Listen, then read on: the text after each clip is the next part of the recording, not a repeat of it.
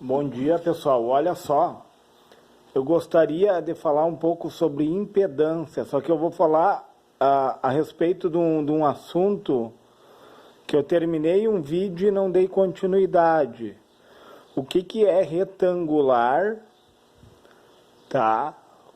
O que é retangular? É a minha resistência real.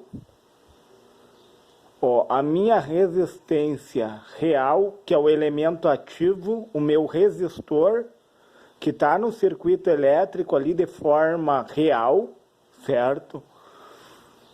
E o mais somado com os meus elementos passivos, que é a minha resistência reativa imaginária, que é representada pelo J.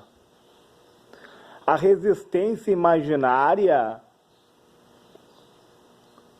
como que nós vamos fazer? Nós vamos pegar a reatância indutiva, que é a parte que está acima do eixo X. O eixo X representa a minha resistência real no ângulo zero, porque ela não tem defasagem, como eu tinha falado. A corrente e a tensão, elas andam em fase uma com a outra, como quando uma sobe, a outra sobe, quando uma desce, a outra desce, porém elas têm diferenças na amplitude, porque a tensão tem amplitude bem maior do que a corrente elétrica. E o X da reatância, X quer dizer reatância, certo? É a minha reatância indutiva que eu encontrei ali através daquela famosa fórmula que é XL, né, igual a 2π vezes a frequência vezes a indutância, tá? Eu vou pegar a minha reatância indutiva que eu encontrei e vou diminuir da minha reatância capacitiva. A reatância capacitiva, tu vai pegar o número 1 e vai dividir por 2π vezes frequência vezes a capacitância. E daí tu vai encontrar a tua resistência reativa, entendeu? Então, a bobina e o capacitor são elementos passivos no circuito, porque acontece a defasagem, as percas, entendeu? Tu tem percas de utilização de energia elétrica por causa da bobina em relação aos capacitores, porque existe uma defasagem. Então, quando eu falar em retangular, falou em retangular é a resistência real, que é o meu resistor, meu elemento ativo, mais a soma da resultante da reatância indutiva menos a reatância capacitiva, entendeu? Esse Jx aqui, ó, representa o módulo resultante, entendeu? O J representa os elementos passivos, né, que é um número imaginário. O J é como se fosse o idem imaginário que vem lá dos números complexos, né, da matemática. O X representa o resultado do XL menos o XC, minha reatância indutiva menos minha reatância capacitiva, tá? E daí eu tenho um gráfico aqui, ó, do eixo X, que é resistência, e no caso aqui está mostrando a reatância indutiva, ó, pessoal, que é para cima. A reatância capacitiva é para baixo. E a resultante da resistência com a reatância, eu encontro a impedância. A impedância nada mais é que o Z ao quadrado igual a soma da resistência ao quadrado mais a reatância ao quadrado. Não é hipotenusa ao quadrado aqui, pessoal, igual ao cateto oposto mais o cateto adjacente ao quadrado. Dessa fórmula, como eu chego num triângulo retângulo, eu cheguei num triângulo retângulo, eu vou chegar na fórmula hipotenusa ao quadrado igual a soma dos catetos ao quadrado.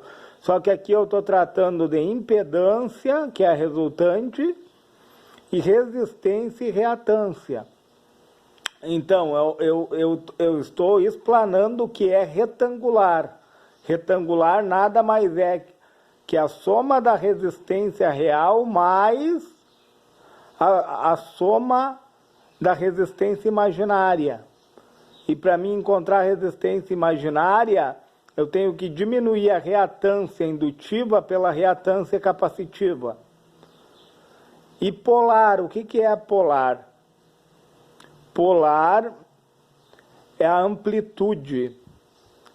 A amplitude é tipo a tensão vai lá em cima enquanto a corrente está lá embaixo. É o nível de amplitude dividido pelo ângulo.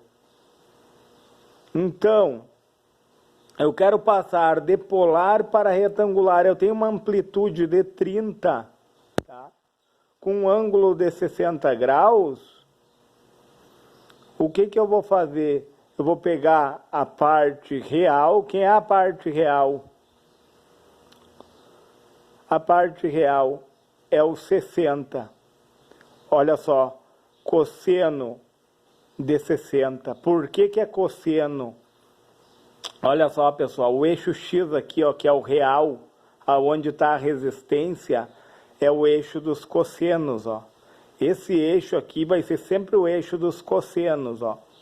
Então, parte real, cosseno de 60.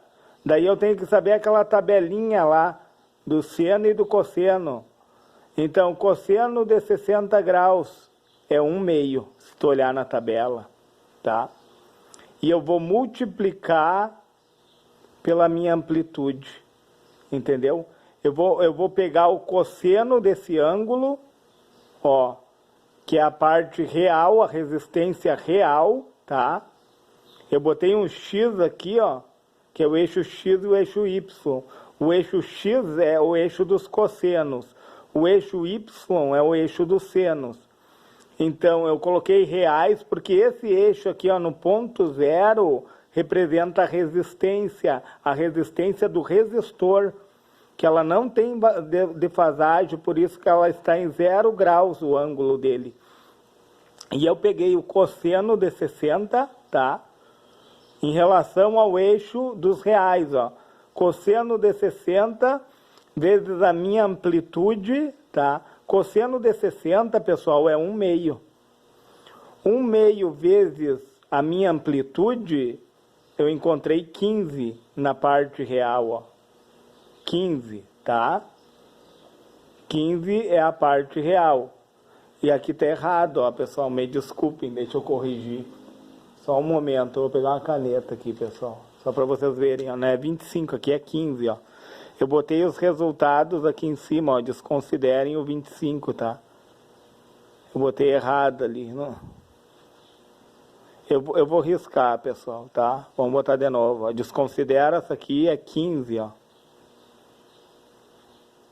Tá? 15 é quem? A minha parte real, olha só que interessante isso. 15 é a parte real. Como que eu achei? Então, eu peguei o cosseno. Cosseno é o eixo X. Cosseno é a resistência real, tá?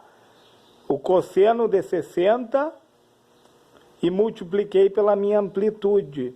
Cosseno de 60 é 1/2. Daí tu multiplica por 30, aqui tu vai dividir 30 por 2, que vai dar 15, ó. Aí eu botei 15 ali, ó. E a parte imaginária é os módulos, ó. Aqui no caso, ó, é da reatância indutiva é para cima, tá? E da reatância capacitiva o módulo é para baixo, ó. É o eixo Y.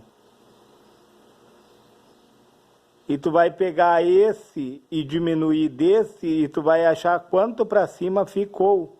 Então é a parte imaginária, para te achar a parte imaginária, tu vai pegar seno de 60 graus, tá? Seno de 60 graus, por que é seno? Porque é em relação ao eixo dos senos, ó. eixo dos senos e eixo de quem? Dos cossenos, ó. Me ensinaram assim, ó, seno é sem sono, fica de pé. Cosseno é com sono, fica deitado, ó. A diferença dos eixos, certo? Então, seno de 60 graus vezes 30, o seno de 60, se tu olhar na tabelinha, é raiz de 3 sobre 2.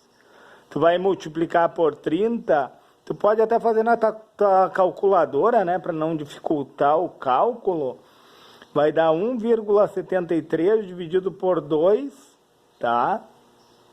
Esse raiz de 3 dá 1,73, vai dar um número quebrado. E multiplicado por 30, daí eu achei 25,98. 25,98, olha só, pessoal.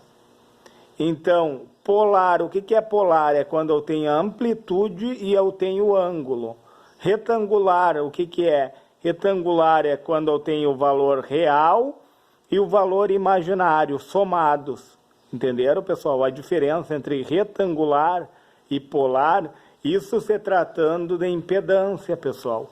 Eu acho bem interessante ir esmiuçando os assuntos e adentrando, entendeu? Dividindo, como eu falei, dividir para conquistar, né? Subir degrau a degrau, e daí nós vamos internalizando o assunto. Pessoal, se lhe foi relevante esse vídeo e você puder deixar o seu joinha, se você puder se inscrever no meu canal e se você puder compartilhar esse vídeo.